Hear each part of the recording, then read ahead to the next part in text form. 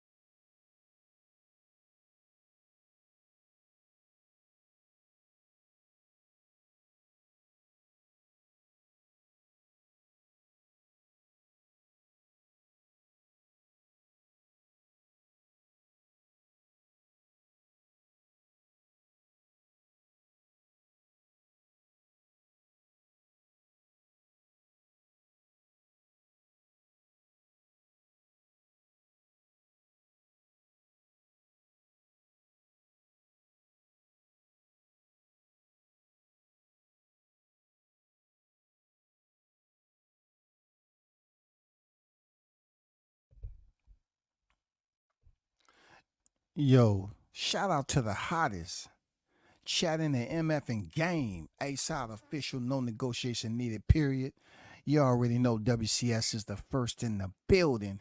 Big shout out to my brother, Mr. Gumbo, aka Hot Grease, is on deck in the building. Salute to you, man.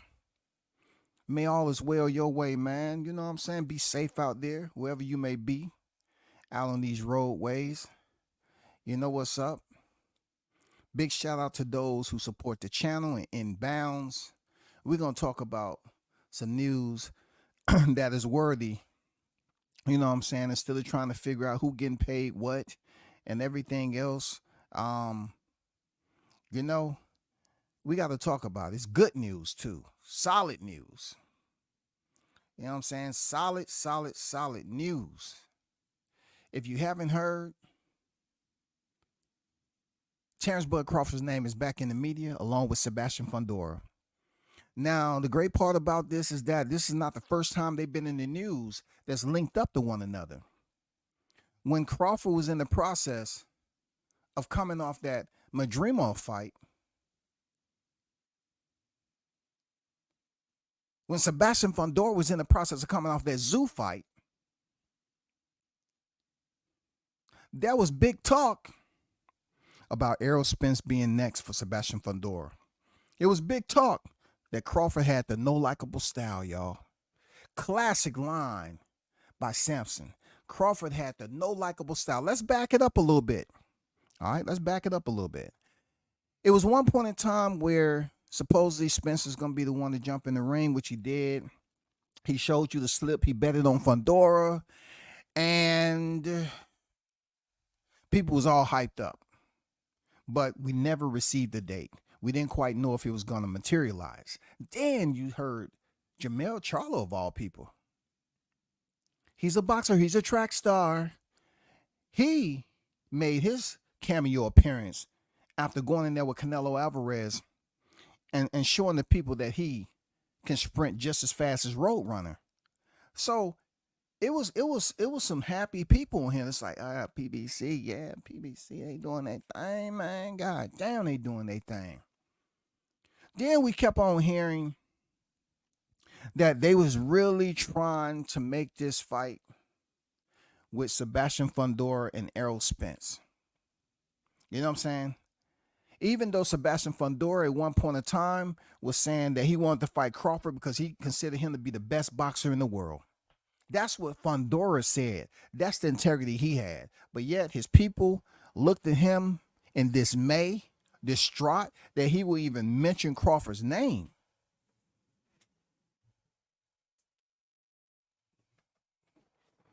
He looked at Fundora like, how dare you buck the system and go against our wishes? We told you what our plans were. So they had plans to go and face Errol Spence. In the meanwhile, Crawford was linked up to make his debut at 154 against Israel Madrimov, and he went in there and got the job done. So after that, right, August 3rd, it hasn't been too far removed. We've been waiting patiently. We've been waiting here patiently, y'all. We've been sitting up here just cogitating, just wondering aimlessly, saying to ourselves, when are we going to hear something else about the 154-pound division? See, WCS has put some news out there that, things are starting to, take off a little bit. Like, I was the one talking about what's going on with these divisions. Ain't shit popping at 147 pounds since Crawford left. Nobody's doing nothing. And then all of a sudden, now we got action. They're going to say, oh, WCS always want to do this. Well, it's out there. The catalog's out there. The live streams are out there. You just have to do your homework. The live streams are out there. And then I have made my points of reference when it comes to the 154-pound division.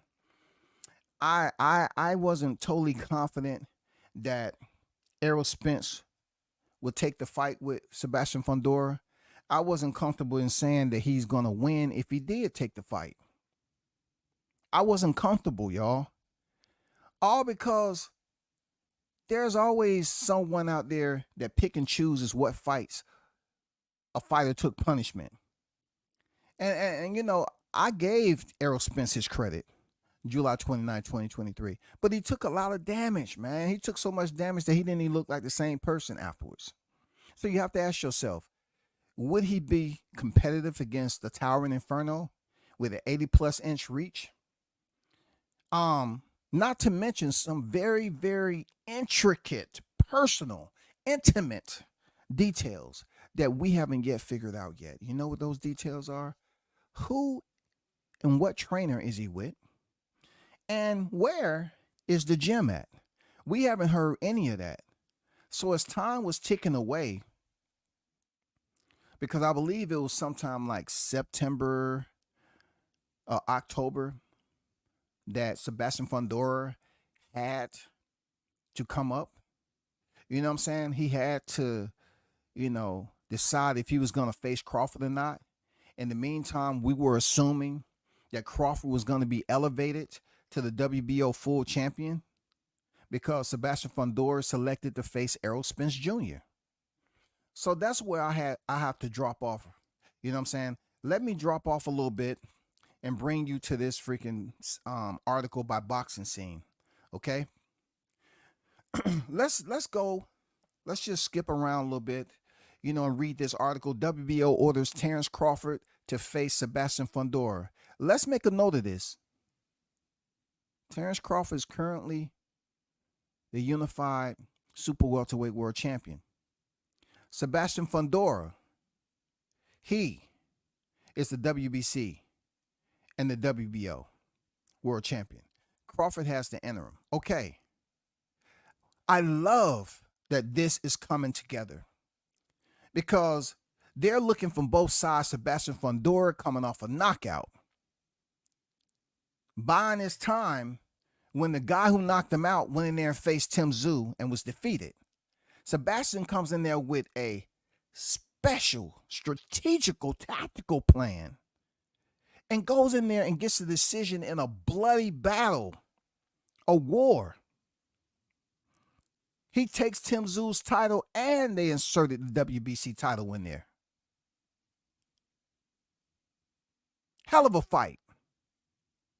Hell of a fight. You have Crawford coming up from white glove in the 147-pound division. White gloving it. Wasn't another belt in there to be had. He had all of them. And salute to Spence for doing and what he had to do on his side of the house, but he couldn't get the job done in the finale. Now word has broke. I guess I don't want to call it karma, but I said, damn, it seems like Errol Spence knew that he wasn't going to take that rematch, but yet he stayed locked in to kind of assist Boots to get that the IBF title. I don't know. I might be totally off. You know what I'm saying? But I didn't like how that whole thing played out. So let's go through this. But via BoxingScene.com, freshly crowned junior middleweight title holder Terence Crawford has made a bold stroke in moving to become the first undisputed 3-division champion in the 4-belt era by invoking his right to meet new 2-belt 154-pound title holder Sebastian Fundora. The World Boxing Organization on Wednesday ordered World Boxing Association belt holder Crawford, 41 victories opposite of 0 defeats, hosting 31 knockouts, to meet Fundora, 21 opposite of 1 defeat and 1 draw, hosting 13 knockouts, declaring that the sides have 30 days, y'all. 30 days to strike an agreement or the bout will be sent to purse bid. Now, I'm not sure if Terence Crawford has ever been in a conversation of a fight going to purse bid. If you think he has, please put it in the chat. You know what I'm saying? Just like he doesn't have any majority draws or majority decision or split decisions or none of that. I'm not sure he ever been in a situation where he was going potentially purse bid if they can't come up with an agreement. It goes on to say Crawford stands as the WBO interim 154-pound and WBO in-house attorney Gustavo Oliveira said the organization is enforcing its mandatory, according to have only 1 champion per division. Great. Should both sides agree to fight, Oliveira said should occur by year's end. So that means potentially, y'all, boxing fans, aficionados, diehards, we may see this fight this year, shawty. We might see this go down this year in 2024. September, October, November, December. You talking about 16? We talking about 16 full weeks. Now, we know we have to count some of them. Holidays don't matter, you know, when it comes to boxing. But it's 8 weeks in there. It's enough time to get in training camp and get this fight and have it at the end of November, something like that. Let's keep it moving. Crawford, the 4-division champion who turns 37 in September 28, has previously sought to parlay his August 3rd unanimous decision victory over former WBA titleist Israel Madrimov into a shot at unified super middleweight champion Saul Canelo Alvarez.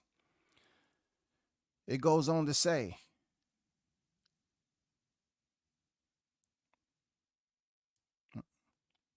I'm going to skip some of these. Yet the prospect of meeting Fundora, 26, also proves tantalizing because the Coachella, California product wears the WBC and WBO straps by virtue of his bloody March 30th split decision upset triumph over former WBO titleist Tim Tszyu. Tszyu is moving toward fighting for the remaining IBF 154-pound belt against Russia's champion Bakram on October 19th in Florida. And Tszyu has repeatedly maintained he is willing to fight anyone in the division. It goes on to say, should Crawford become an undisputed 3-division champion, he would join the great Henry Armstrong, who accomplished the feat in 1930s. And let's talk, Henry Armstrong was holding down 3 divisions simultaneously. After beating Zoo, and we also have to talk about the amount of belts that were per division back then too. After beating Zoo by narrow margin on the scorecards, Fundora has met in the ring that night by former was met in the ring that night by former three-belt welterweight champion Errol Spence Jr., who said he wanted Fundora next and was moving up to the 154-pound after his July 2023 destructive loss to Crawford. Why do they have to put destructive in there? You know what I'm saying? Why do they have to do him like that? It was destructive, though.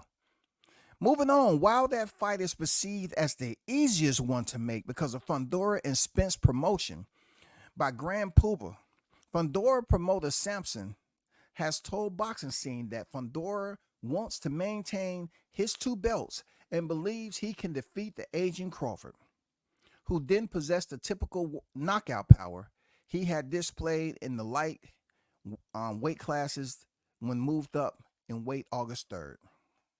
I like that. I like that they're taking what they've seen, the snapshot, and they're saying that Crawford doesn't have that step that he had in the early divisions. You know what I'm saying? In the lighter divisions. You know what I'm saying? I mean, a lot of people saying he got hit a lot. He wasn't moving as nimble as he should be. But what if he wasn't trying to go in there and dominate Madrimov? Get out of here, WCS. You just biased. What if he wasn't trying to go in there and stop that dude early? You know what I'm saying? What if he wanted it to go the distance so there can be doubt, optimism?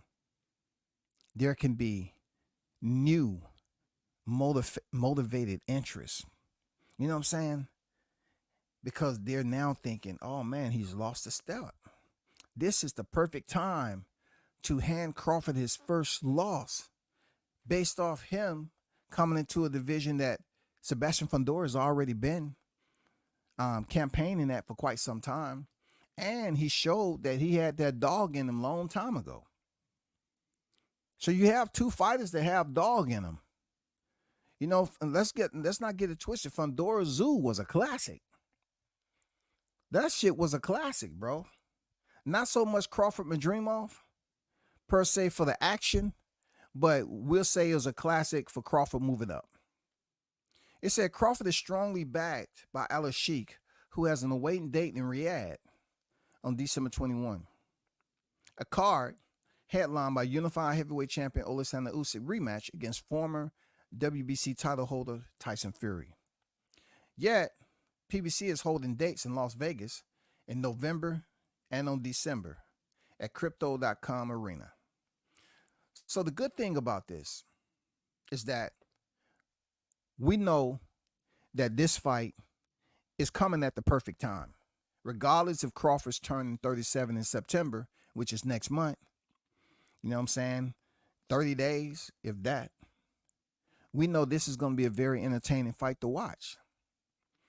Because him coming off the Madrimov fight, we're going to say there are individuals out here that are pushing and hoping that Crawford's lost a step. You know what I'm saying? They're looking at it like, man, for him to go in there with the Towering Inferno, a guy who's very much taller than Crawford, Crawford's going to have some issues with him because of what he was able to do and stifling Tim Tszú's freaking offensive strategy. I mean, the much younger fighter. This is perfect. This is perfect. This is another way for boxing creators, media creators, to speak on a fight and real nice, and they support whoever they want to support. Because this is a very interesting and entertaining fight to the boxing masses. Real talk. This is nice. I like it. This is going to be a challenge for both fighters, man. This is not going to be a walkthrough. This is going to be a challenge for both fighters. This is what boxing wants. People talk about Crawford. He don't deserve Canelo. He needs to understand his weight class. Well, guess what? Now we know the fight's going to happen. We don't have to talk about Canelo no more. Crawford's gonna be in camp to face a tough opposition in Sebastian Fundora. Now, this is not the first time we've seen Fundora pretty much be in a tough fight. We've seen him in some battles, some wars. He's metal tested. Crawford's metal tested. I love it. I love it because it allows both fighters to fight for unification and potentially for undisputed for Tim Tszyu with the IBF title.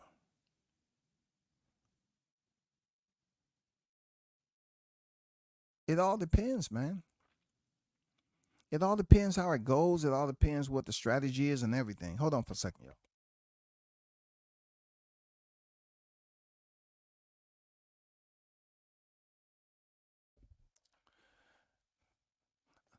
I'm telling you, I'm glad they have pretty much phased out Spence from holding up the division, and we get to see fighters like Sebastian Fundora and Terence Crawford who don't have any lingering doubts. You know what I'm saying? How people, was talking about Spence and all that. This is not the case. It's not any speculation, like any backstory to say, oh, so-and-so was injured or they was nursing a freak and they just coming off surgery. Anything to say that this is the opportune time for them to take the fight because one fighter is coming on short notice. One half of the fighter is not qualified. They just lost at 147 pounds and he's moving up to 54 for a title shot. None of that. We can talk about Sebastian Fundora, but he's coming off a very, very thrilling performance over Tim Tszyu. So this collision course is working out perfectly for a unification. Perfect for legendary status. Perfect for legacy.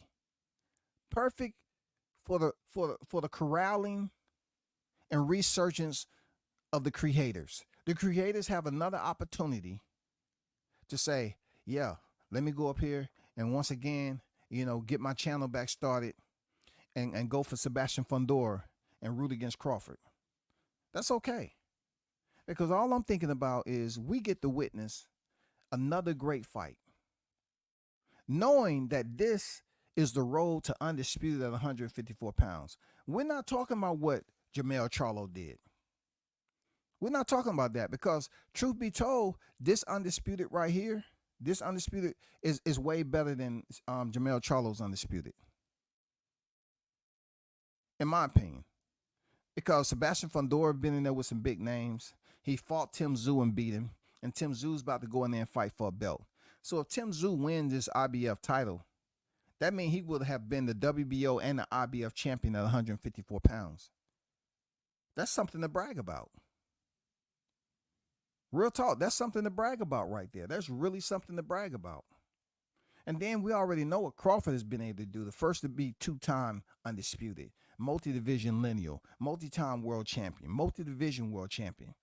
You know what I'm saying? Pound for pound list, fight of the year award. Man, his accolades is like a hot air balloon.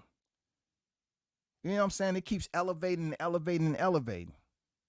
So when it comes to this fight right here, knowing that they have 30 days, I'm saying clap it up.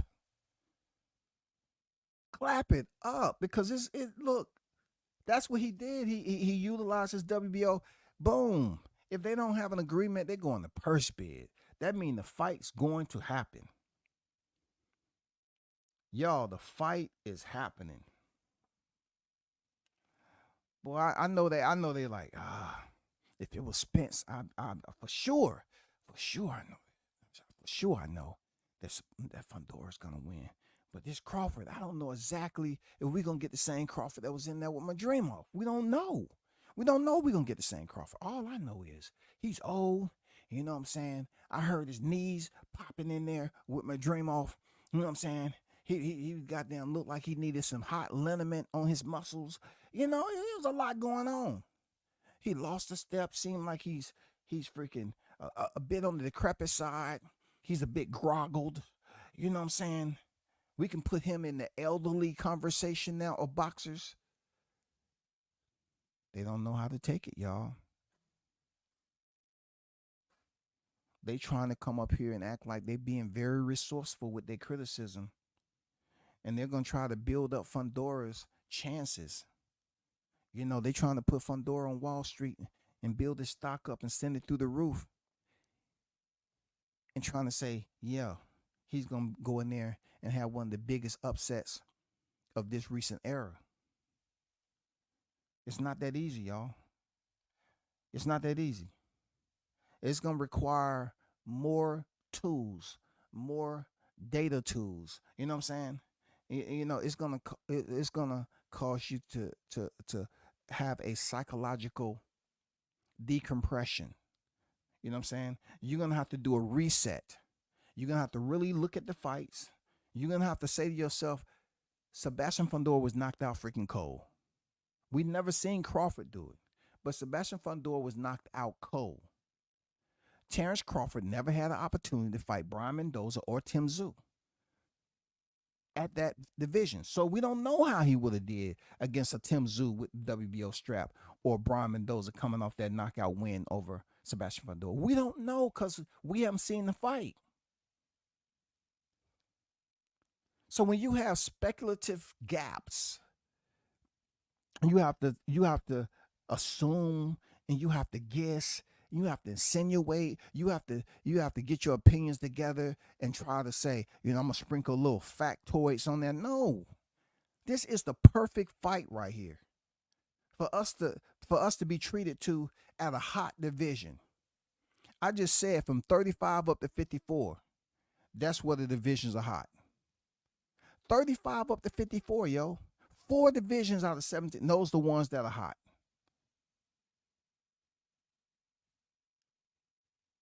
When I did the live stream, I talked about 147 pounds, and all of a sudden you got the back and forth social media verbal goddamn clash of words, you know what I'm saying, of Norman Jr. and Boots Ennis fight potentially materializing. God damn, what?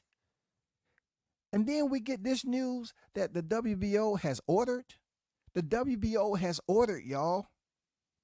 Do you know how wild this is? The WBO has ordered. I like the WBO right now, man. I like that we're being able to have a fight where they're going to say, okay, definitely Crawford's going to get tested. He got over on Spence because he had the accident. He got down with weight drain. He was high off Mike Tyson care package. And he wasn't there. Him and Derrick James wasn't vibrant. He wasn't paying Derrick James. Derrick James slapped him in the face with the mitt doing training and all this other shit. But with Sebastian Fundora, he's coming off a very, very competitive brawl, bloodbath with Tim Tszyu. So that's a check mark. Crawford coming off, let me put that tough in there, a very tough, competitive 12-rounder against Madrimov in his debut at 154 pounds. So what is that saying for the boxing fans? God damn it, we have a 50-50 fight. We have 2 healthy fighters. We have 2 healthy champions. One, yes, his accolades. He's going in there with the bigger reward for Sebastian Fundora. Absolutely. But also Crawford's reward is he's fighting for the belts. This will be for the WBC, the WBA, and the WBO straps. Then we only have one more match to make.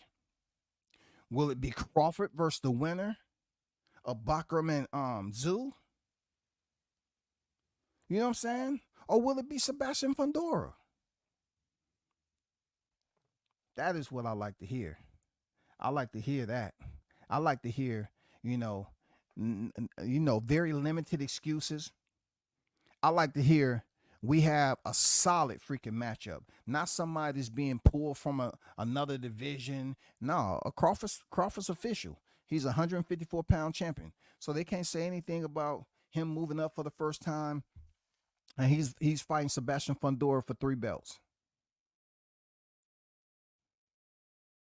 That would have been great. But then they would have had something to whine about like they always do. So now that we have 2 fighters who just recently had championship fights, about to go in here for negotiations and potentially have a fight by the year's end. God damn. Clap it up, love it. I love it. I love it. I want to see Crawford go in there and prove to the people once again that he's that guy. You know what I'm saying? Mama, there goes that man. You know what I'm saying? Like, what's his name used to say in basketball?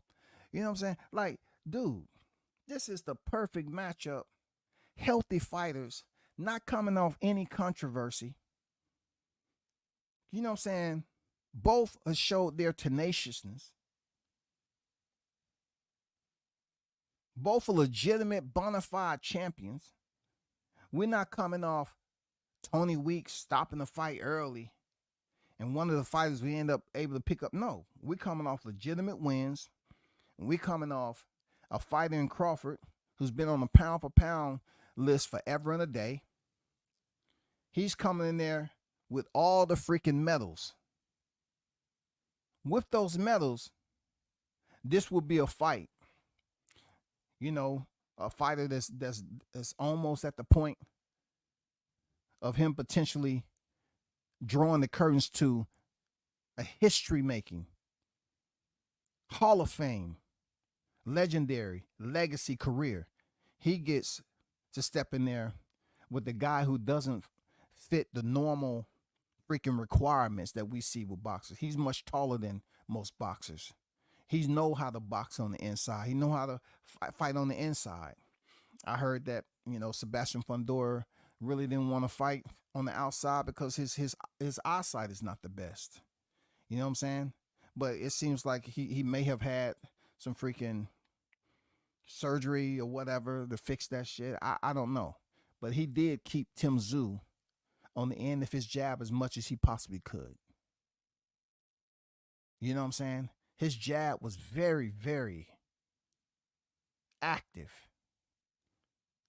That is going to be a tool or one of the punches that, you know, heading into this fight, people are going to say that's going to give Crawford problems. Both fighters have solid jabs, but I still give Crawford the edge on that because Sebastian Fundora, that hasn't been his style. That hasn't been his read-right style right there. He just decided to come in there with that style against Tim Tszyu because Tim Tszyu is a forward pressure cooker. You know what I'm saying? Close quarters. Very little distance. And he liked to fight. He was going to come forward. And that was very smart of them to come up with that because it worked out. You know, also, you know, knowing the fact that he cut him and Tim Tszyu had to deal with that blood dropping in his freaking eyes and impairing his vision.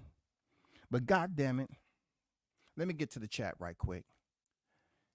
You can't make this up. This is a hell of a freaking fight. This is a 50-50 fight.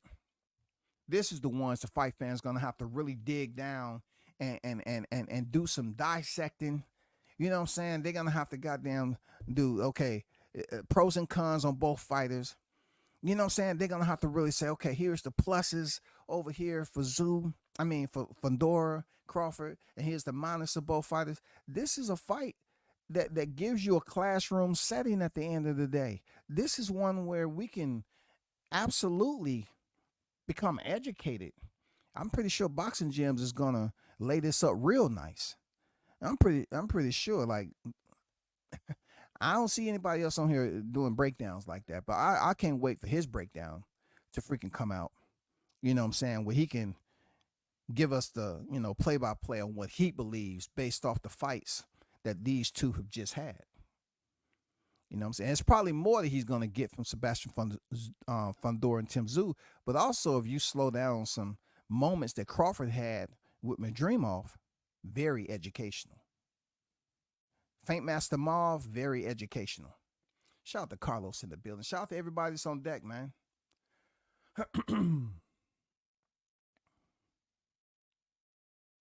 Toby Bartley, Mr. International. Salute WCS and the hottest chat in the YTC. We're global, baby. We're global. No doubt about it. Shout out to you, Toby.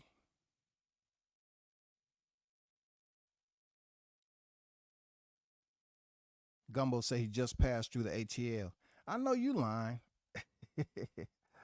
How people be passing to the ATL? God damn. How you gonna just say I passed through the ATL? Man, you can say, hey man, I'm at the exit. I get it, man. It's all good. It's all good, man. I'm just talking, bro. You know what I'm saying? They can't run WCS, they're gonna have to see Bud. Yeah. Fundora's gonna have to see him. Real talk. He gonna have to see him. Arnold Brown on deck. What's good with it, Arnold? WCS salute to you and the hottest chat in the game, A-Side official. You already know what we is. Shouty, you already know. He's shout out to Thomas said Crawford will crush Fundora. Crawford's last fight, toughest fight at 154. I think the fight that Fundora had with Zoo was tough. I think it was tough, bro. You know what I'm saying? I like the game plan that they came in there. And I don't believe, I'm gonna be honest with you, I don't think Tim Tszyu was expecting a fighter like Fundora to stay poised and patient behind his jab. I don't think Tim Tszyu was expecting that. Until he started getting hit with it, and then he got cut. Now he has to go for broke. You know what I'm saying? He has to go for broke. But a part of me say Crawford can stop Fundora. I'm just saying.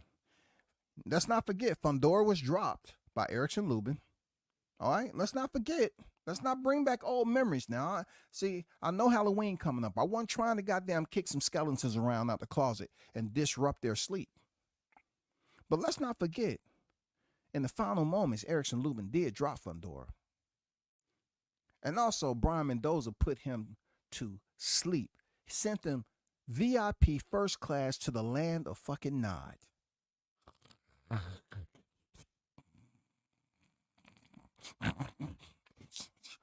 3. Get up, Sebastian. 4. Yeah, you know how it went. Shout out to the OG Bruce Gas, Boxing Jazz and more, man. Salute to you. Shout out to the Go Out TBA Boxing Talk in the building. What's good with it, brother?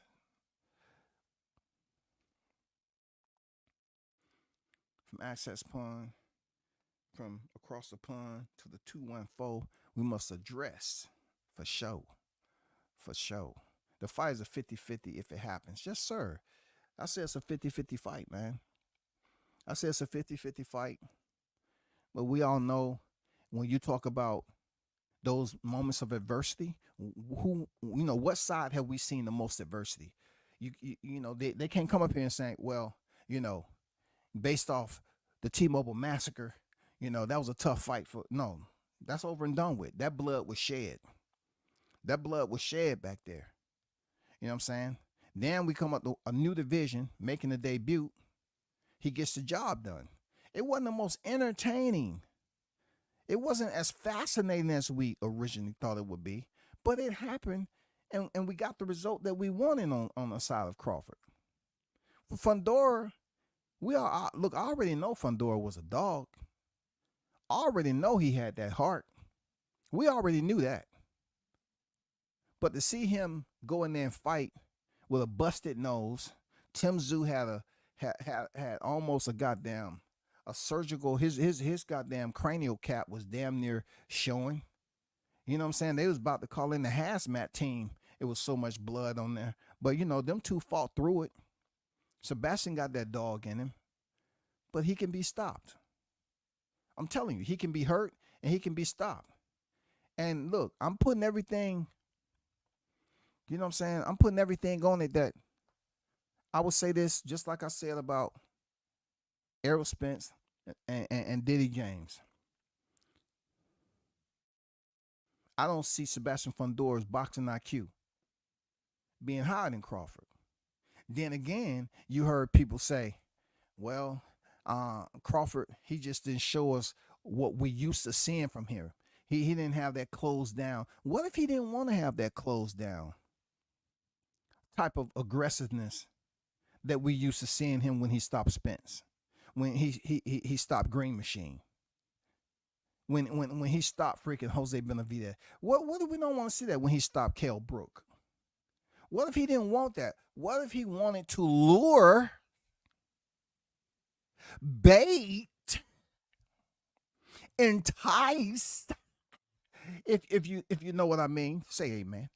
Maybe he wanted to pretend just a little bit to get the people drawn in to say, you know what, whoever fighting Crawford next is the best time because he ain't got it, yo. He ain't got it. Majumov, nigga was doing backflips and shit, dancing all over the fucking place, but Crawford turned him into a goddamn Faint Master Moth, the DJ behind the booth, y'all.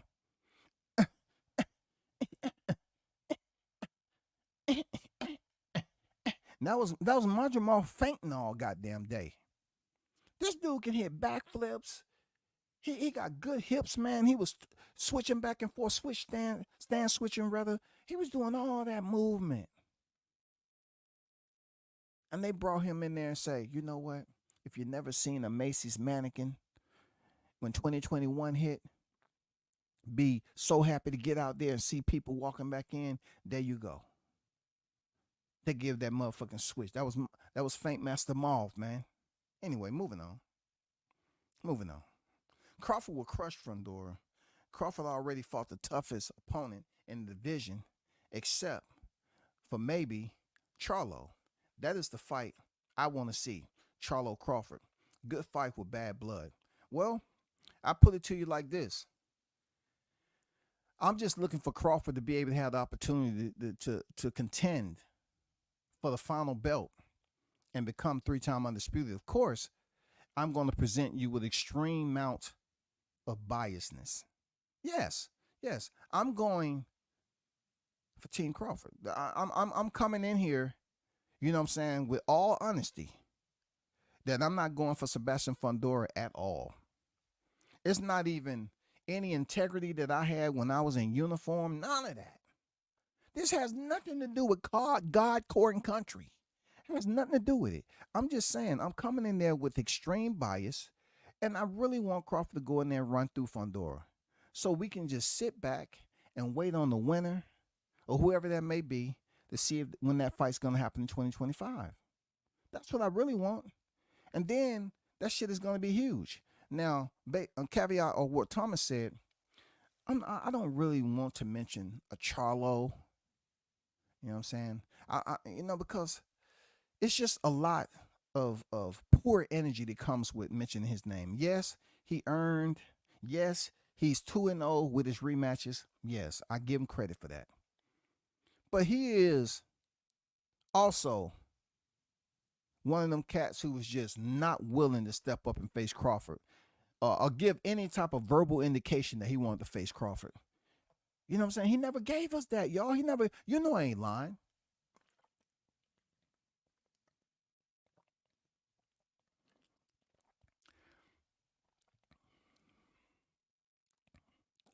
Our TBA say Crawford don't play boxing.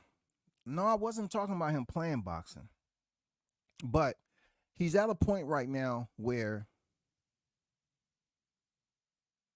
I don't think you're looking at it from the lens that I was trying to run my point. The hoop.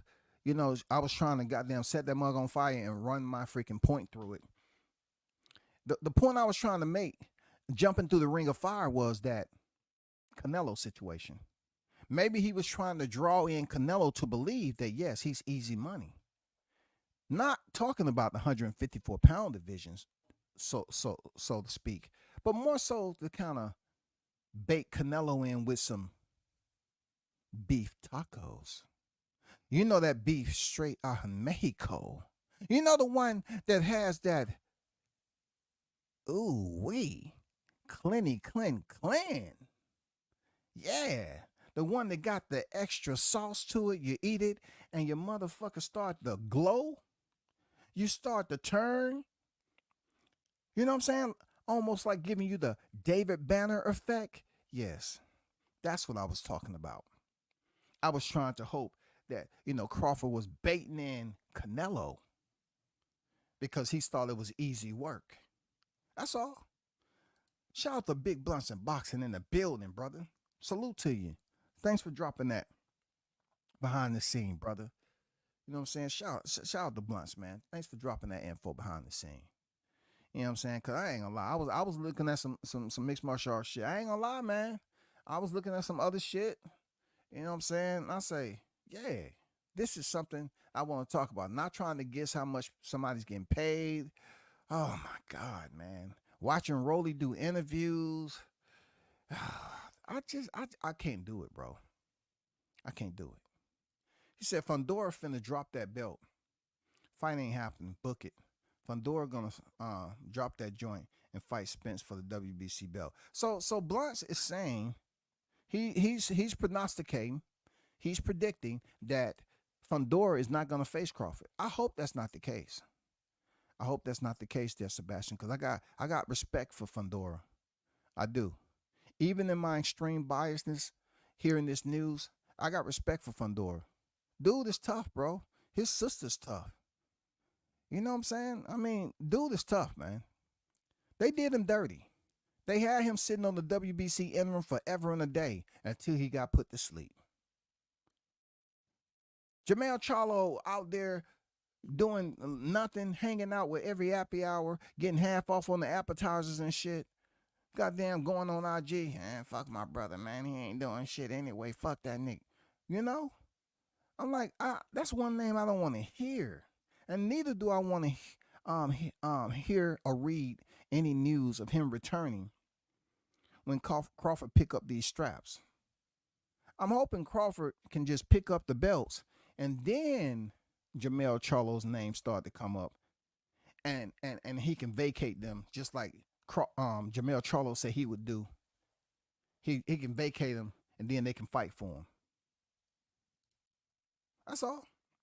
Sampson said, no likable style. If Crawford want that belt, he can have it. Well, I hope that's not true because in the end, let's just say it like this. Let's just say they are trying to work Fundora, Spence, and then the winner of that fight Zoo. Either way it goes, they're going to have to see Crawford. Crawford will have 2 belts, and it'll be just like the 140-pound division at one time, right? It will be 2-2 for undisputed. You know what I'm saying? Shit that we've seen before. You know what I'm saying? Shit that we've seen before. It'll be Jose Ramirez, Josh Taylor all again. We'll have 2-2. We have the WBA, WBO, and then WBC and IBF. I mean, cool. We ain't complaining, shawty. As long as we get the fight. We're not hoping Crawford lose a step. We've seen it clearly. 8-3-24. Obviously, we have some disruptive boxing fans who are trying to give details to fabricated information. Anybody who's seen that fight know that if Crawford would have wanted to turn on the gas, would have wanted to give a lesson, would have wanted to go in there and wipe Madrimov just like a new credit card, he could have. He could have charged him up real nice. But I really, truly think that he had other plans. He said, you know what, Bomac, hey, I'm going to go in there and this dude can't hit me. I mean, he can't knock me out. I felt it. He can't do shit. So, I'm going ahead and take a little bit more punishment than they used to seeing me. I'm not going for the knockout because that'll be too easy. Canelo will be, he'll add more duck sauce, you know what I'm saying, on that motherfucker. A little bit more spice, a little bit more excuses. You know what I'm saying? A little bit more guap. He said, no, let me just play around a little bit.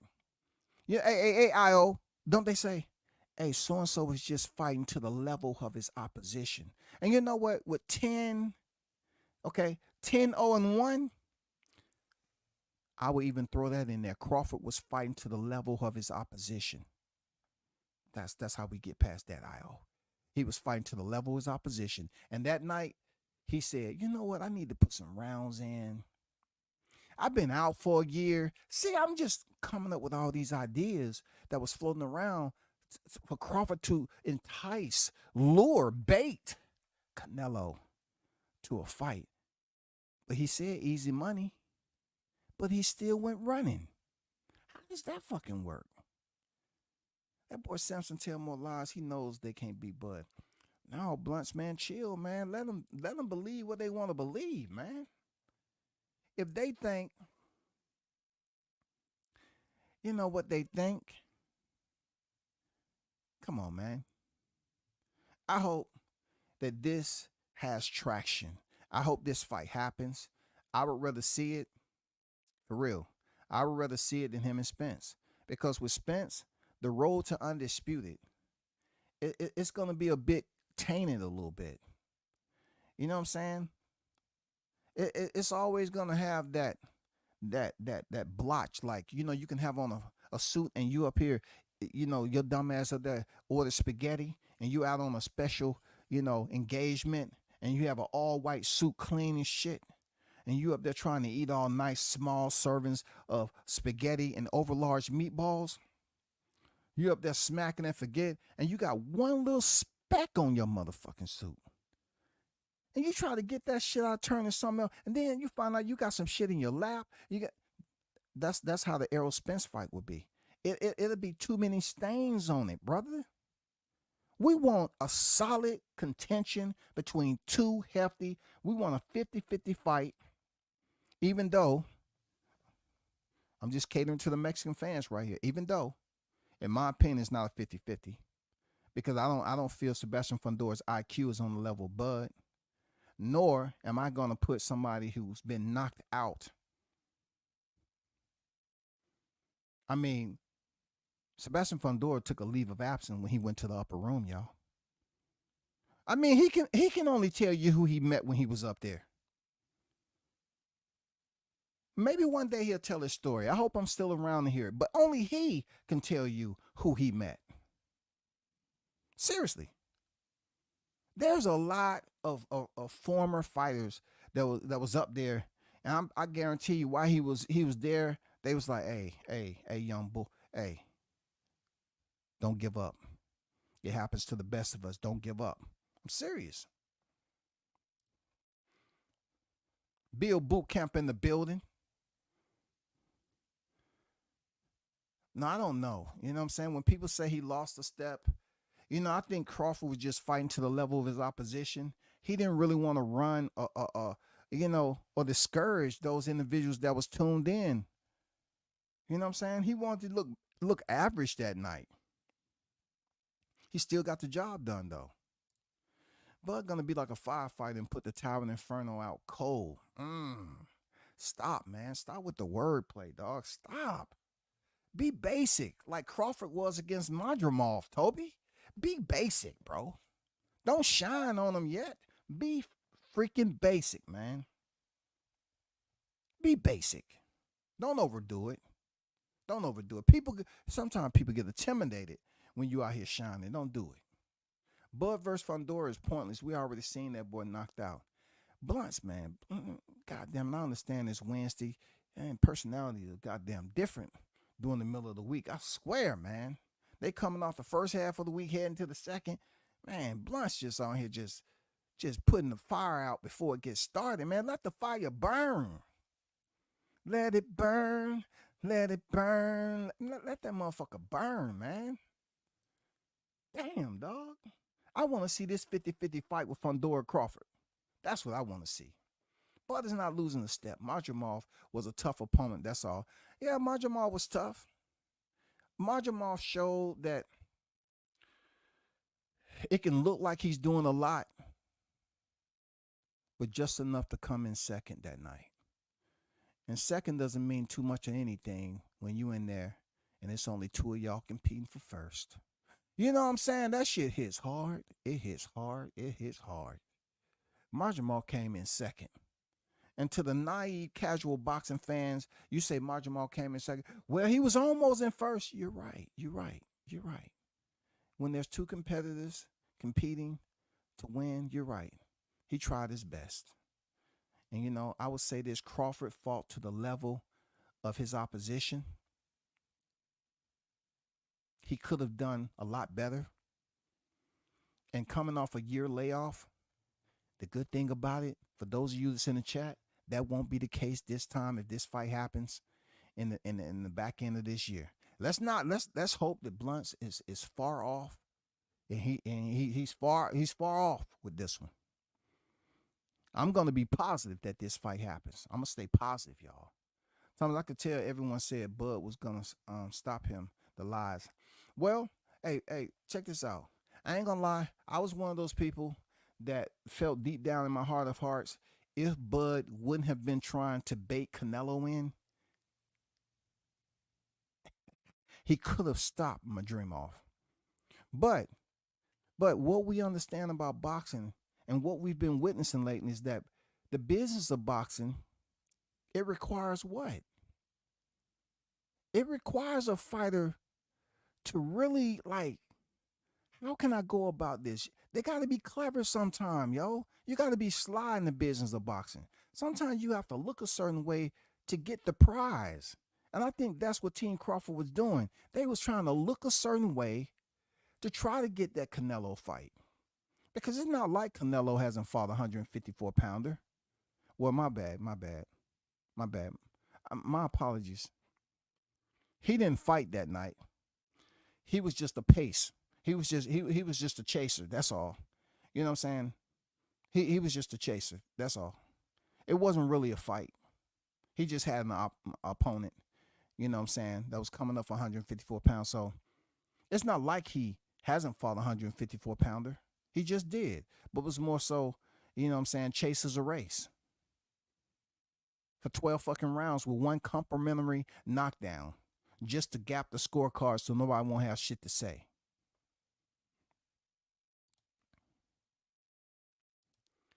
Fight go to purse bid all the time. It don't happen. All Fundora got to do is vacate, and that shit goes right out the window. Yeah, we understand that what he could do is vacate, but what we want to happen is pretty much step in there with the fighter who he said was the best fighter in the world. I mean, he said he was the greatest fighter in the world, man. That's out of Fundora's mouth. That's what he said. Did he go to the back and get a spanking? I don't know, man. Some people said they heard some little screaming and moaning going on, and they heard, like the principal was giving, well, some of you kids ain't never got paddled in school. You know what I'm saying? What am I talking about? This new generation don't know shit about. They call DFAC, and they'll call the police on their principal. But back in my day, the principal used to have a nice size paddle. And from what I heard, that Sebastian might have gotten a 6-strike paddling for saying that shit out to the public. I'm just saying. I'm assuming. Key on deck. What's good? TBC era. Yes, sir. You know what I'm saying? Yes, sir. In 30 days, we're going to get some surprise news from the PBC. Fundora already said Crawford is a great fighter, but we got other plans. Hey, I'm not saying you're wrong. But me, I have to go off what I'm looking forward to. You know what I'm saying? I'm looking forward to possibly them changing up the plan. Give us something we want to see. That's all we asking for. We want to see something that's different. We want to see 50-50 competitiveness. We don't want one side that's heavier than the other. This is a 50-50 fight. Real talk. Even though Sebastian Fundora's campaigned at 154 pounds, longer than Terence Crawford, and he's been knocked out, and not Terence Crawford, I think going in here stylistically, Crawford's turning 37 in September. He will be 37 by the time they fight, if they fight at the end of the year. This is a great matchup. I'm not going to say if Fundora comes off the WBO belt, but let's not hope that. Let's hope that doesn't happen. OG Mr. Golden in the building. Salute to you. What's good?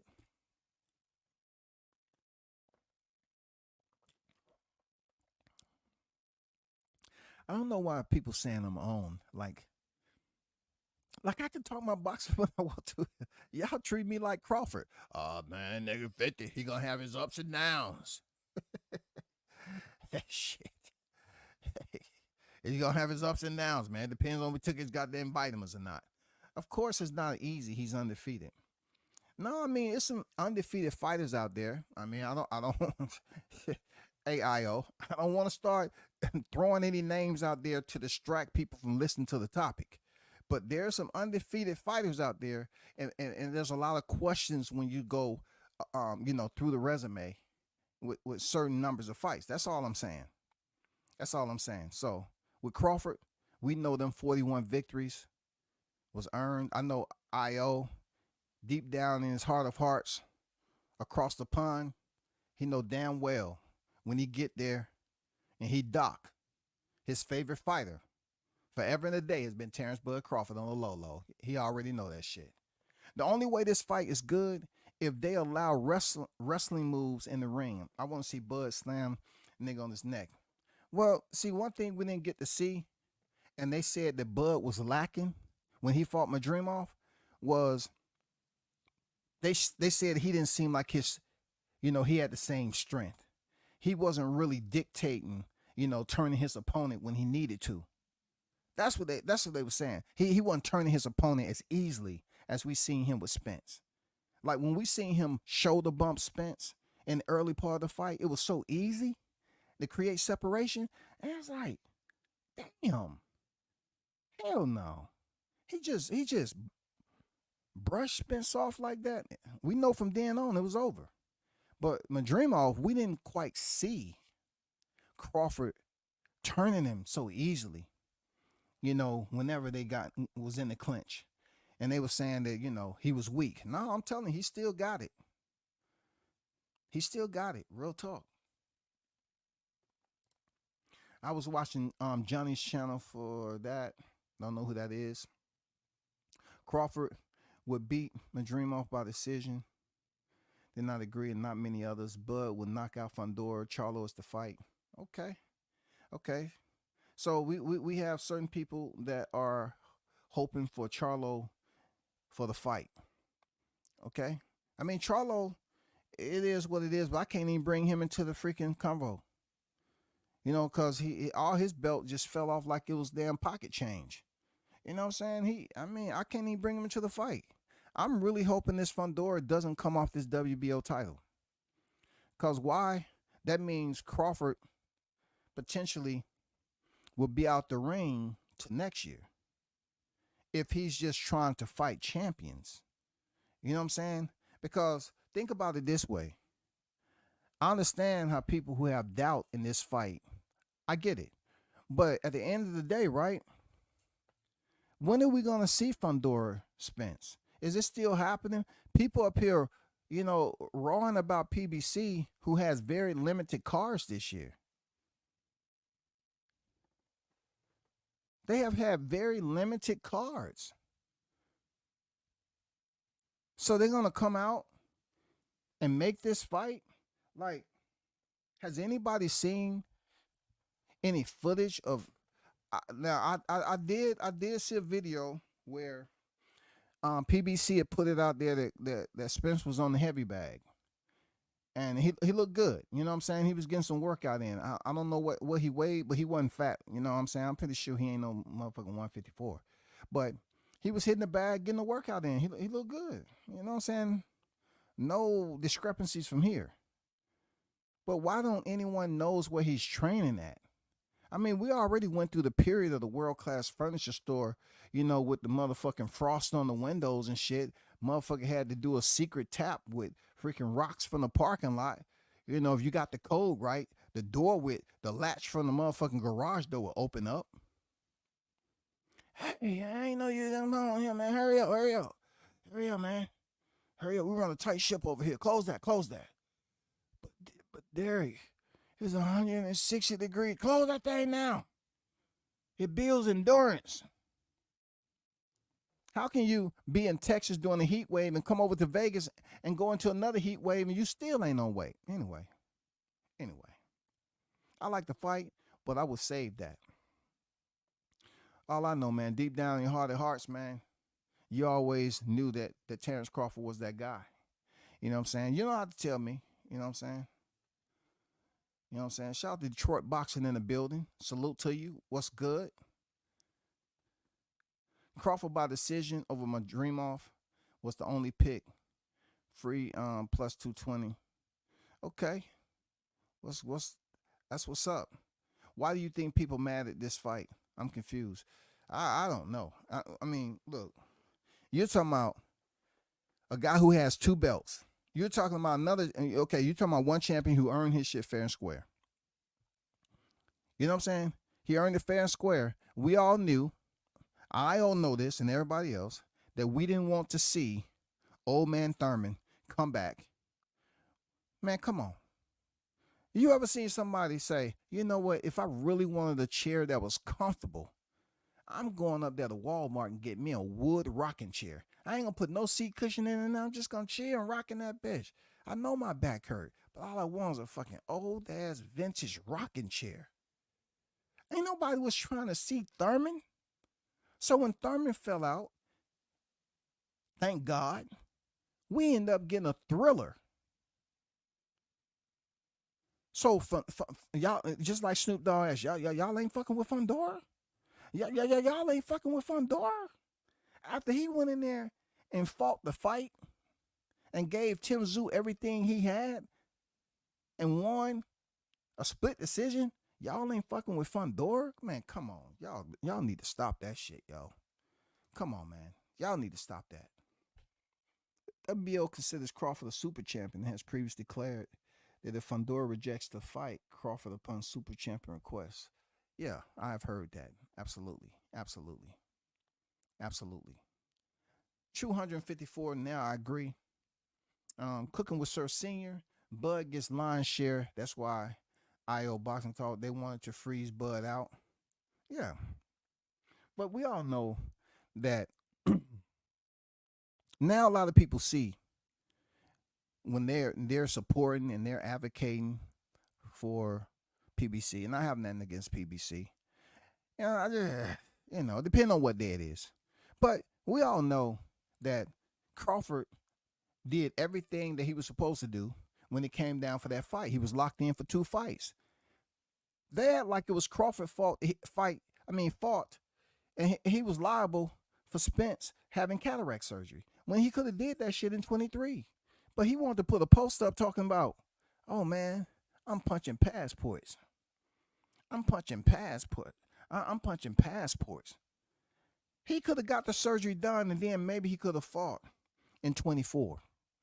But he decided to come out pretending that he was rolling out of a doctor's office, knowing it was Starbucks. Hey man, keep that coffee over there. You know what I'm saying? Keep that banana nut bread over there, man.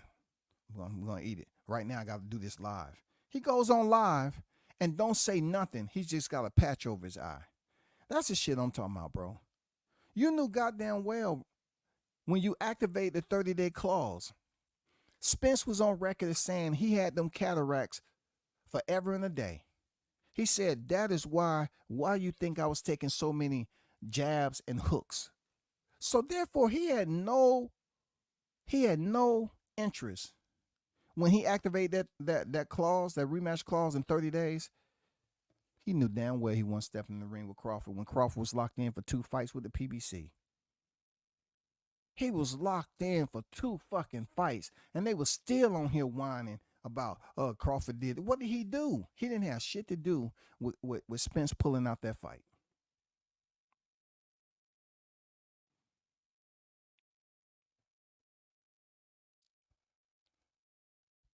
Yeah, for sure.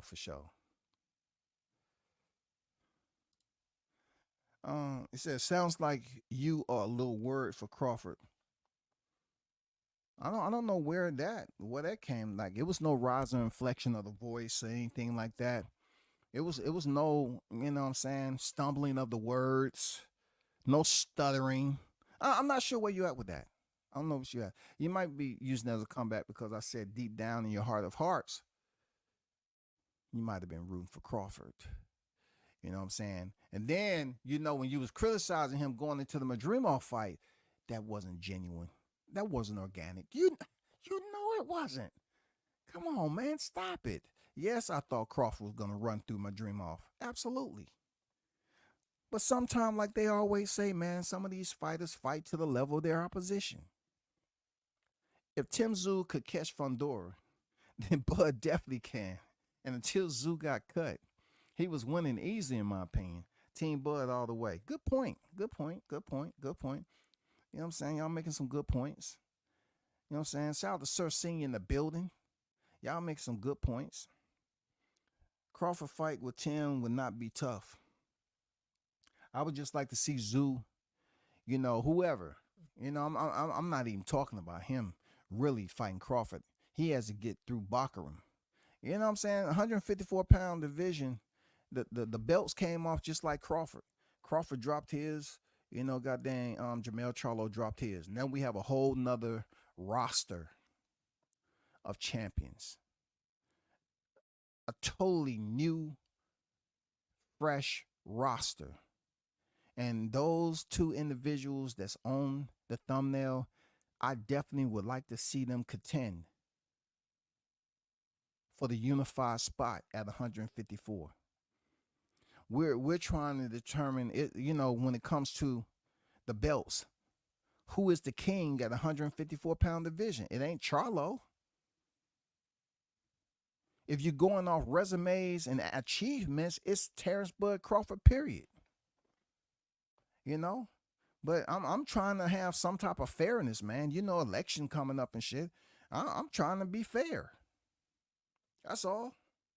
Fundora's eyesight might be bad, but he's got to see Bud. Good one, man. Good one. To see him. And you know what, Toby, he better hope he ain't seeing it when that glove look like a cataract. He better hope that glove ain't what he looking at. For real. He better hope he's able to see the punches and, you know, see that twitch of the shoulder or something. You know what I'm saying? It's going to be bad. See Wood in the building. You know what I'm saying? Crawford over all of them. Yes, sir. You already know what it is, C. Wood. I'm good. Fam starting home school again, another school year. Okay, for sure, for sure. Damn. Salute to the parents who's out there homeschooling. Oh. Ooh, I tried that shit, boy. Goddamn, that's a good way to end up in prison. Them kids be trying you. Time you walk away, you got to unplug the TV, take it out the room, lock it up. You know what I'm saying? Take every controller out that joint, all that. You know what I'm saying? You got to remove all electronic capabilities. Them kids, man, they sneaky, man. You homeschool them if you want to. Them must are sneaky. We'll be dipping Fundora in hot grease in about 30 days. Dang. Blunts is adamant. He's saying this with conviction that Fundora is going to bail out. I am here trying to give Sebastian Fundora equality because you know how much I rock with Crawford. I'm trying to provide this man with equality. That's what I'm doing. I'm trying to be fair about this shit. That's why I said it was a 50-50, 50-50. That's all. 50-50 fight. Blunt's up here, goddamn, saying, nah, it ain't gonna happen. Damn. Blunts, let me tell you something, bro.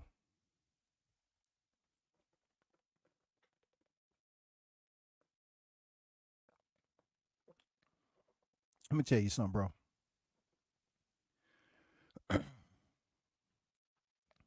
Because you've been pretty stern on what you've been saying up here. Let me tell you something that'll brighten you up a little bit. Labor Day holiday coming up, bro. I don't know if you off that day. I'm just saying, Labor Day, holiday, weekend, put it together. That's a little bit free time. Let your mind relax a little bit. You know what I'm saying? Reset with the boxing topics. You know what I'm saying? Do a data dump. Clear out all those cookies and files, old files and shit. You know what I'm saying? Come back regenerated, bro. I'm telling you, man, Labor Day holiday is coming up. Fundora, a giraffe. Will it be deep fried giraffe? See?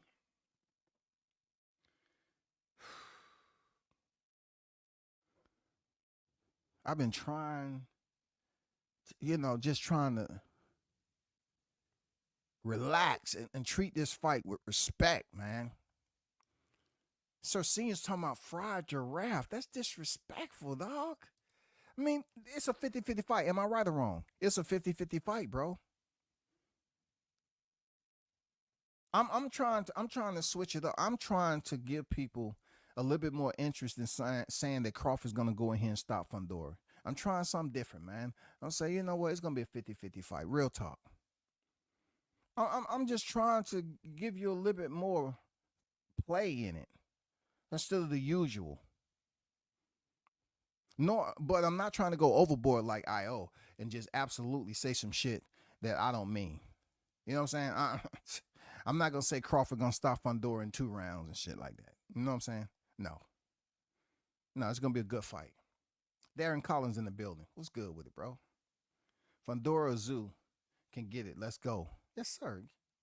Definitely they can get it. Definitely. After Bud beat him, they gonna call that boy Bumdora.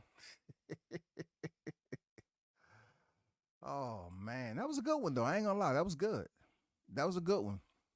Bumdora. I ain't heard that. It's the first time I heard it. They said after they gonna call him Bumdora. Man, y'all done switched up. Real talk, man. Y'all switching up, man. I thought we was on a peacekeeping rally right here. I mean, y'all don't think that's good news though? That's good news that we're hearing in the division. That's one of the hottest divisions out there. We're waiting for 147 to get the engine started, but 154 right now is popping.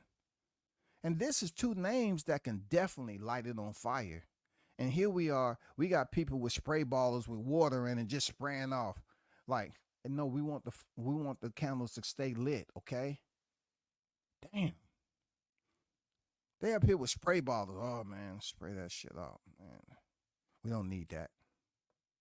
That's a whole fact. T.O. get a pass on that all the time. That's a fact. Could have done it at any time. What you mean? Let me say could have done any other Bud beating. They're gonna call that boy. I missed that. Jessica in the building. Salute to you. Boxing Queen on deck. What's good? What's good, Jessica? What you think about this matchup, Jessica? What you have to say about it? Stickum Boys Fishing and Sports in the building. Salute to you.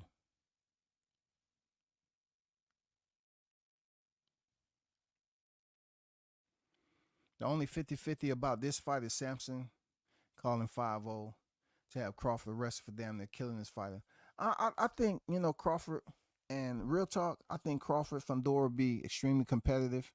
I would be disappointed if he dropped the belt and him and Spence fought sometime, whenever that is. I don't know. But nobody's going to convince me. It'll be difficult for me. It's still difficult for me to think that somehow Crawford is going to become undisputed without Spence having a fight in between that. I don't see Crawford picking up all the belts, and Spence isn't one of the ones who will have his shot at trying to pick up one of the championships. I'm just saying, he has to come in somewhere if he can make the weight. And y'all remember when I said, or you might not remember, when I said that Errol Spence is at 154 right now as a welterweight, because how much he's coming in there weighing and stuff. And so when it's time for him to make 154, it may still be tough. He may need that fight in Texas, because if he's sipping on that Texas tea, he's going to come in shredded. But I think he's going to have problems and struggles making weight and balancing the scales at 154 because he just waited too freaking long. He just waited too long. So what's the problem? Why can't he get a fight locked in? If it's Sebastian Fundora, why isn't it posted yet? Why don't we have a TBA? Why isn't it on BoxRec? Why don't we see that lightly dull piss yellow stripe going across the freaking for a pending fight? We don't see any of that. But we did get boxing scene out here that's saying the WBO has ordered. So they have 30 days. That's great news. That's great news. I like it. So Fundora and Tubeside Ennis got decisions to make. I swear to God, man. I mean, you know what? I know I haven't been disrespectful, recent, about this boxing. I don't know where y'all must be. You know what I'm saying? Some of y'all are just attitudes just on goddamn stank right now, man. For real. If he drop another belt, I'm going to lose my mind. They really scared of my guy. Man, they already put it out there. They said he had the no likable style. How you going to be that deep in boxing and it's a dude that's been on the pound for pound list longer than your fighter has been contending for a championship?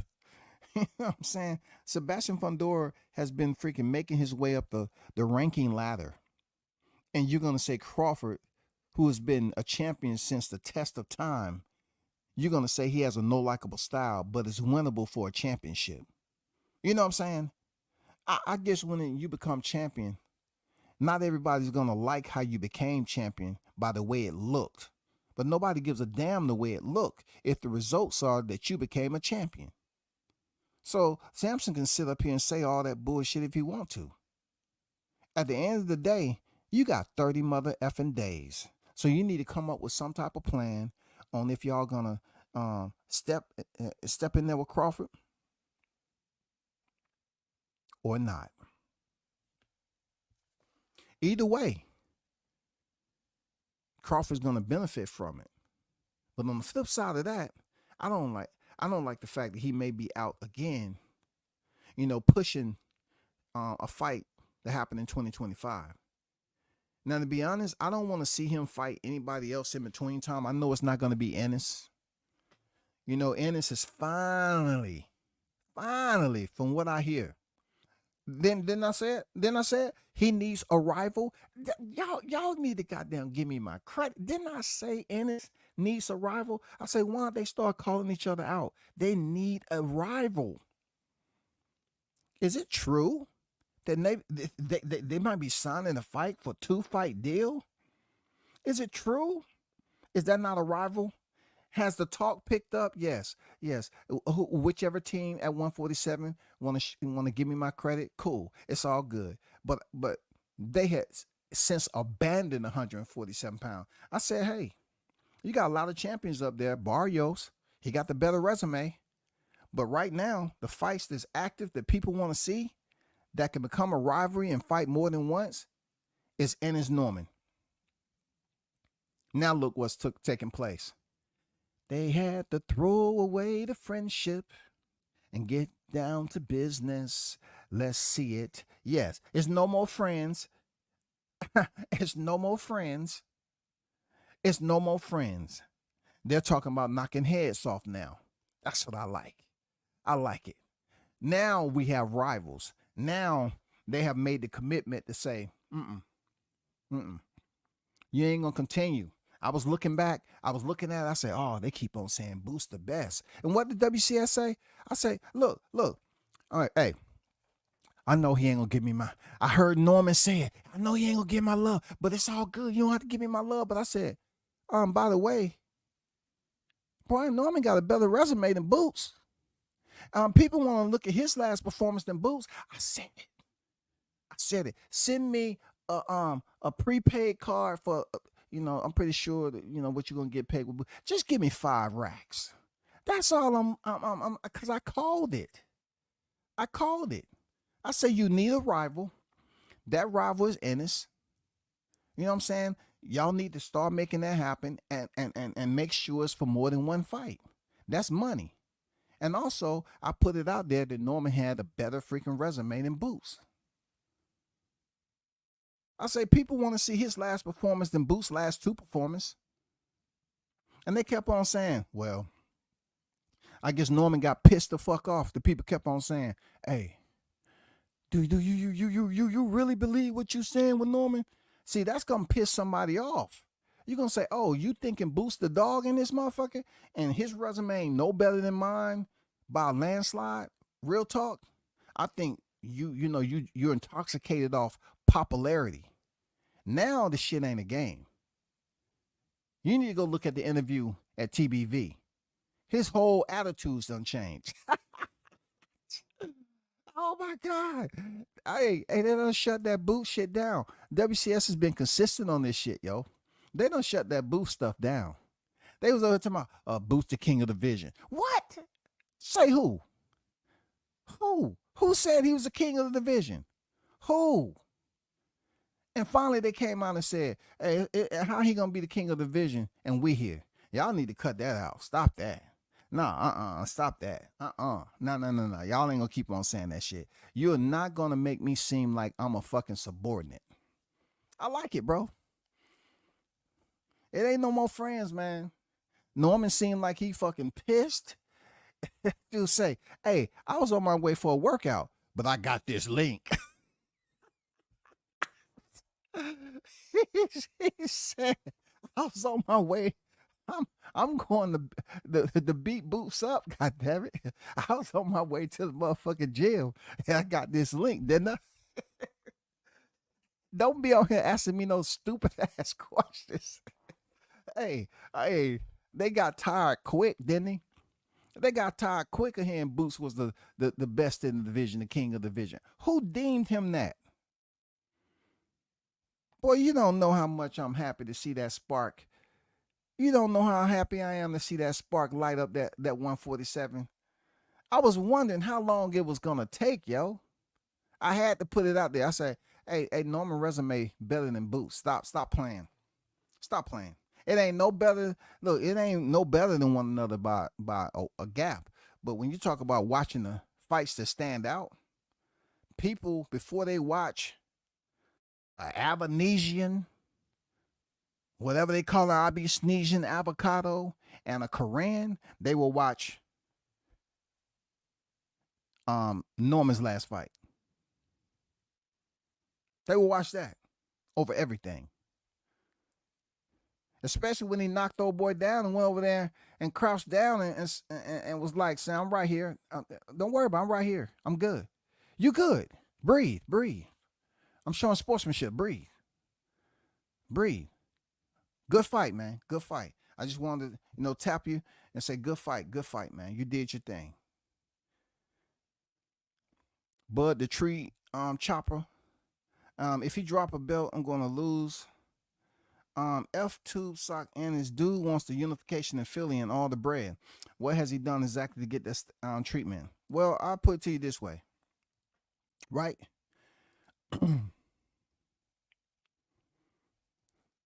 I remember when Ennis said when he get the belt, it's over. I'm stepping on her. Get the belt, I'm stepping on her. And he ain't been stepping on nothing. He was busy up there thinking he was in a concert. You know what I'm saying? Like he was up there at an open mic and he wanted to walk down there like it was a hip hop freaking concert going on. I mean, he ain't stepped on anything. But at the end of the day, Team Norman said that's what they do. They go to other people's backyard. They pull up. So they want to go to Philly. I mean, one thing I can say about them, they do go elsewhere and people and get sparring. They will go elsewhere. They've been over there to that gym.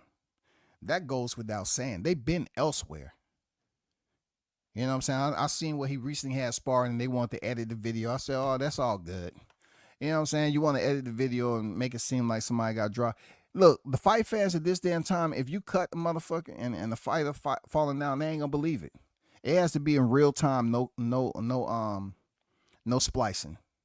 No. Sir Senior say, here's the best at switching up and going the other way while still clout chasing Bud. Well, lately, ain't nobody trying to hear him talking about the Bud except Timothy Bradley. And I don't even know if Timothy Bradley even saying everything that they put out there that he said. You know what I'm saying? I hear that Timothy keep on pushing Ennis, but then again, I don't hear him. I don't hear him talking about it. I always just hear people writing it. Timothy Bradley say Bud needs to take care.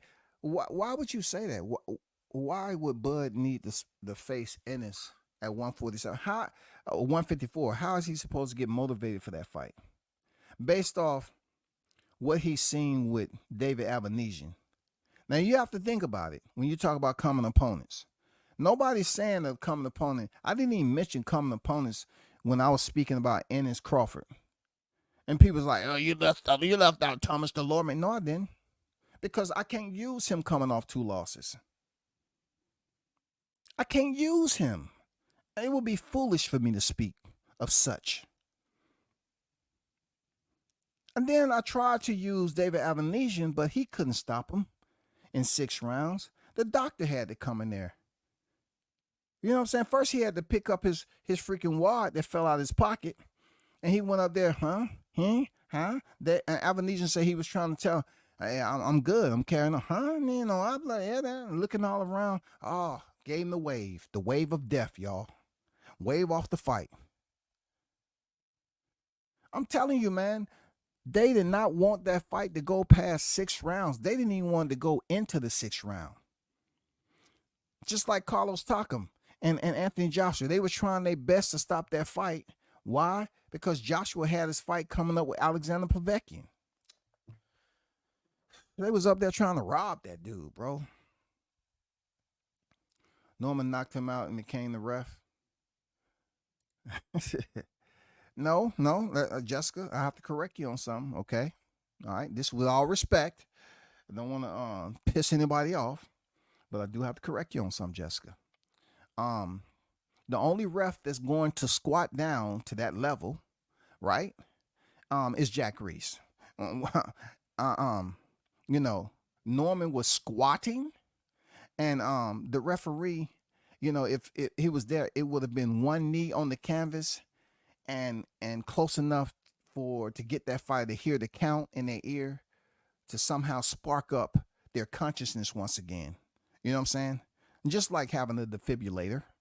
You know what I'm saying? That's what Jack Reese did to Tyson. He got close enough and he was giving him to hard count with a long delay.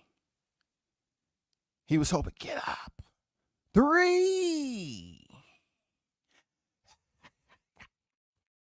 4. You know what I'm saying? He would have took the knee. You know what I'm saying? They wouldn't have squatted down like that because a lot of them referees are old as shit.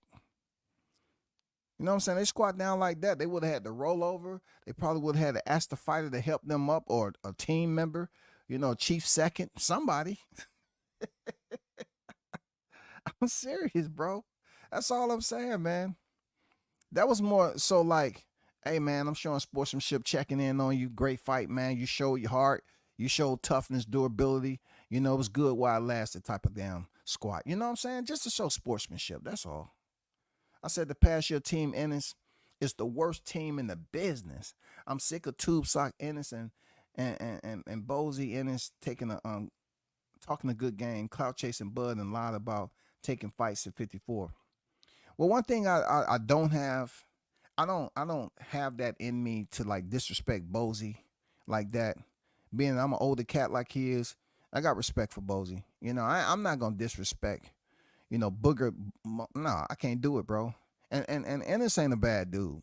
Like, if I'm gonna get mad at Ennis for clout chasing, I mean that's I mean that's saying like the dude ain't getting locked up over there in Philly. He don't have mugshot. That's the shit I get pissed about. But just because he don't know what the fuck he talking about when he want to talk about he get the belts, it's over, I'm stepping on him, and he ain't stepped on shit. You know what I'm saying? Like, when he does shine in the ring, beautiful display of punch combination sets. You know what I'm saying? But then he just stop and take a break. Get your cameras out. I'm now about to put my back up against the ropes and see if my opponent come in so I can hit him with an up. Why, bro? Why can't you just stunt, get him up out of there, close the show? Isn't that super strange to y'all? Don't that give you a headache?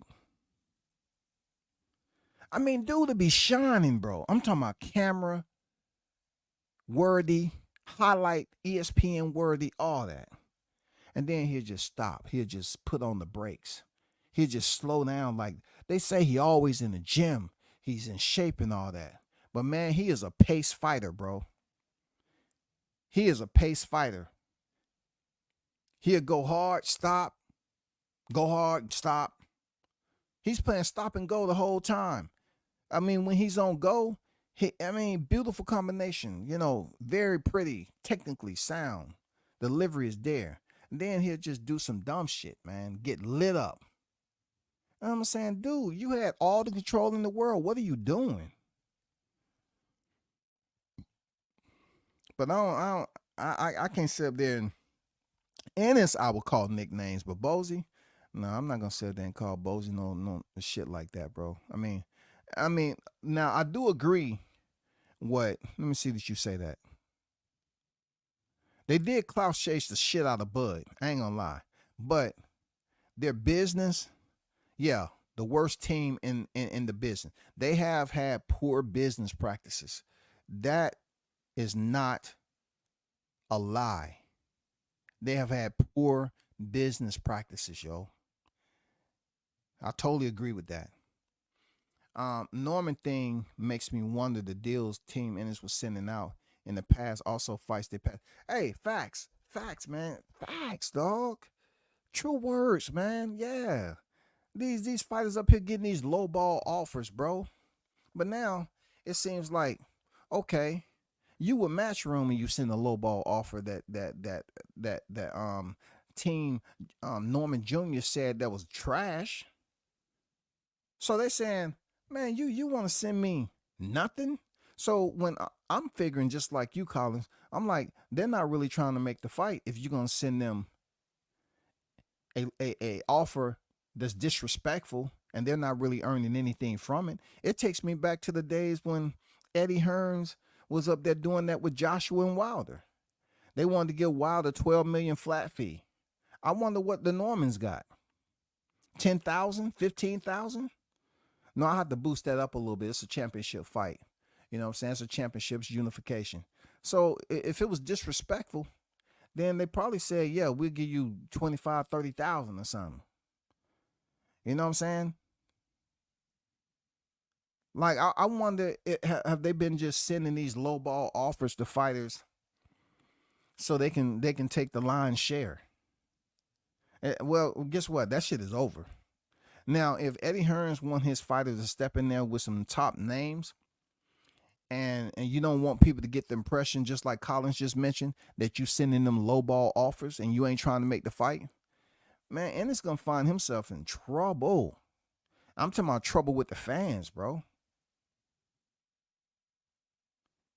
Because you're talking about unifying the welterweight division, but you sending low ball offers. And then you get on here and say they rejected the offer, but Bozy don't even know the offer's out there. I'm not trying to get off topic, but I was kind of done talking about Sebastian Fundora and Crawford, though. But at the end of the day, if they're up here saying, I don't like reading when they say a deal is almost done. I don't know what to believe anymore. When they say a deal is almost done, I'm like, for real? Is a deal truly almost done? For real, for real? You know, I hope to God that they're coming to a deal, you know what I'm saying, for a 2-fight with a rematch in it. You know what I'm saying? And look, this what I read. I read an article where they said if if they make this fight with a rematch clause, that means Norman have an opportunity to fight Boots in a rematch if he loses. See, they've been talking this Boots stuff before Norman earned his title. Now Norman is there.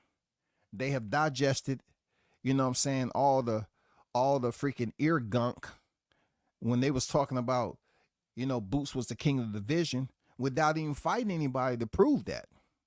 When I said Barrios had the best resume at the motherfucking division, but I said Norman had a better resume than Boots. That's facts. And people saying, but he went in there in the big fights that he took an L. He still went in there with champions, dog. So whether he took the L or not, that still count. That still count with experience. The night still is accounted for? You know what I'm saying?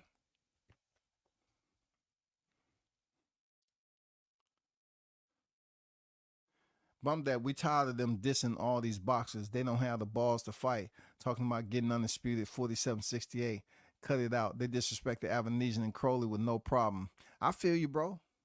I said me. I wasn't telling you not to do anything. I said me, I'm not gonna do it. You know what I'm saying? I'm not gonna disrespect Bozy like that. And I don't have no reason to disrespect, Ennis on the person. But I know where you at. I know where you at. Because they, like I say, he was talking about getting the belt. He get the belts and what? Nothing. He get the IBF belt in a screwed up way, a effed up way.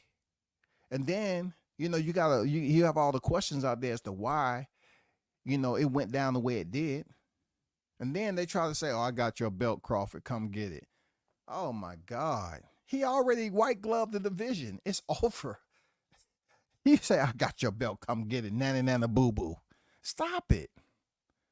They've been goddamn clout chasing till the shit's done ran dry, yo. No more clout chasing Crawford's name, bro. Now you got Norman on your ass, man. You know what I'm saying? They done shut that shit down. Stop talking about he the king of the welterweight division and we in this bitch. Stop doing that. No, stop doing that, bro. No, GA in the building, man. The deck, off the deck. We own this motherfucker, man. Stop doing that. It's the everybody's ducking boots. Yeah, everybody ducking boots narrative for me. Absolutely, man. Like, look, we was waiting for one of those fights, right? One of those standout fights. We was waiting. And Avanesian was supposed to be that common opponent that Crawford had, and he stopped him in the 6th round. But when the bell rung, he became the Grinch that stole the nutsacks.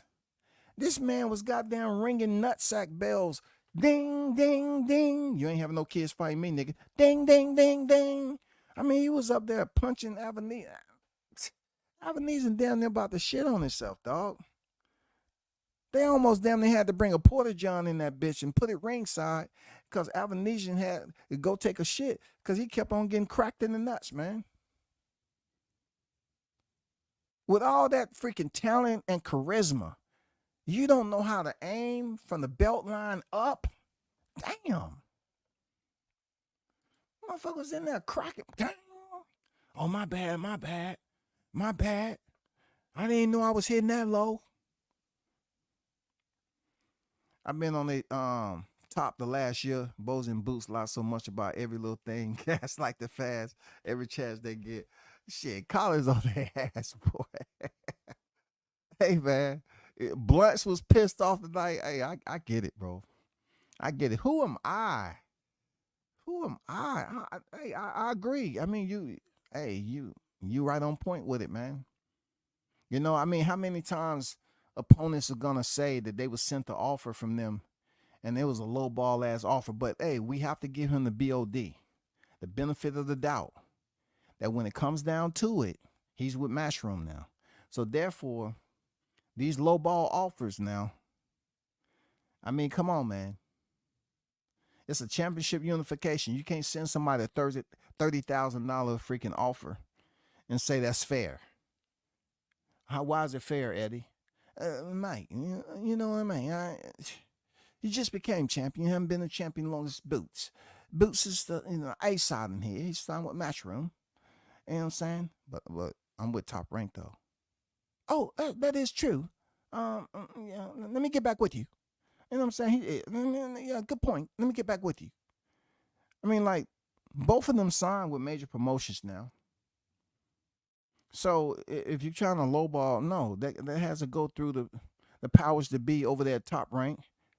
And if they sent back a counteroffer, then obviously the numbers wasn't correct. It wasn't sufficient. So therefore it had to be. So I understand where you at with it, there, Collins. And you have every right, you know what I'm saying? I feel you on that. They have been guilty of doing that shit. Period. They have been guilty of doing that. Real talk.